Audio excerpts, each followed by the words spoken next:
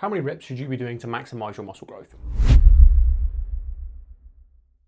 Now, I did a short form video on this, but I wanted to go in a little bit more detail in a slightly longer form content because I think this is a very important topic which I've seen a lot of people misunderstanding recently, and I don't know where it's come from. And in fact, I heard this originally a while back in the gym talking to someone that I knew. He said he was going on a holiday and he was doing less weight for more reps because he wanted to tone up.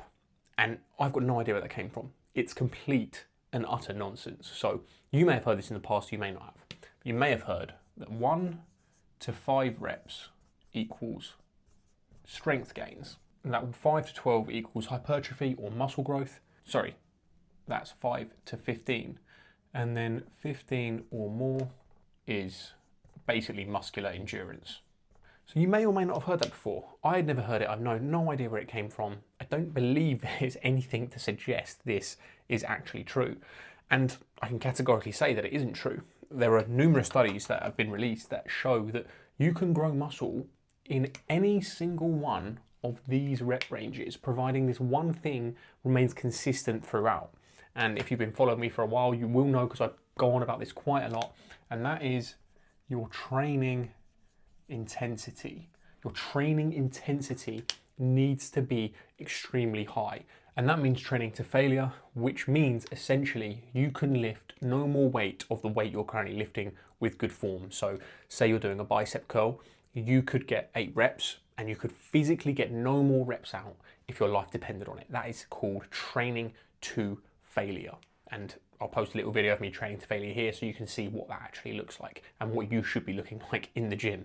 And do you need to train to failure every single time? Okay, so if we train to failure, do you need to train to failure on every single set and every single exercise? The answer is no, but I suggest you probably should, because that way you know that you're actually training to the right intensity. Because think of it like this, right? If you're training 8 reps to what you think is failure, but you actually are 5 reps short of failure, the most important reps when training to failure are any reps that are within 1 to 3 of your categoric failure. So you don't need to train to true failure. You need to train to within 1 to 3 reps of failure. So if you train to what you think is failure, but then in reality, you try next week and you could have got 5 more reps, you're 5 reps away from failure, okay? You need to train within 1 to 3 because this is where you get the most muscle growth.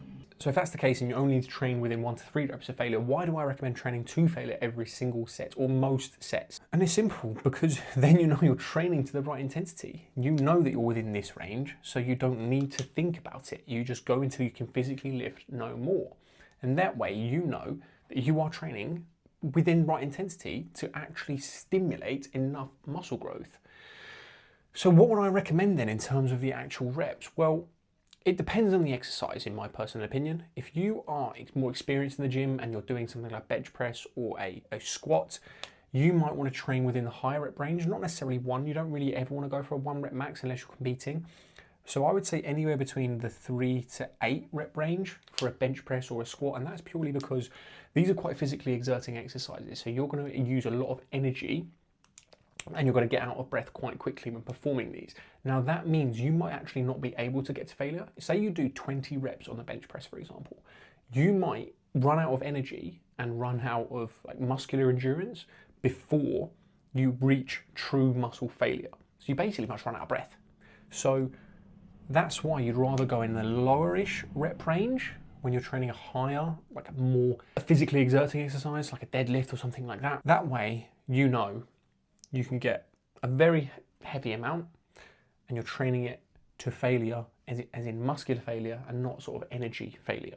So that's important. However, if you're targeting a smaller muscle or an isolation exercise like a bicep curl or a lateral raise, you could really go up, I would say no more than 20, but the sweet spot here I would say would be 8 to 15. So let's just go SBL or compound for the 3 to 8 rep range, and then we'll go isolation for the 8 to 15 rep range is what I would say. This is because they're less fatiguing exercises and you can definitely get to muscular failure within this rep range. If you're going anything more than that, again, you might experience the same problem as if you did sort of 15 reps on a squat, bench or a deadlift. And again, this isn't always the case. This varies person to person. You can really do what you want. This is just what I recommend. But I would say in isolation, no more than 15. I would say really no more than 12 necessarily. And that is how, going on to my next point, you know how to increase the weight. So say you're doing a bicep curl for 8 kilos for 8 reps, okay? So 8 by 8. How do you know when to increase the weight on that? Well, I would typically say work within the 8 to 12 rep range. So if you can do 8 kilos for 8 reps, and then you keep doing that until you get up to 8 kilos for 12 reps, at that point, you would then increase the weight to 10 kilos, and you do that to 8 reps. You keep going until you get up to 12 reps, and then so on, 12 kilos for 8 reps until you get to the 12 reps with good form, and then you can increase the weight. But the key part here is good form.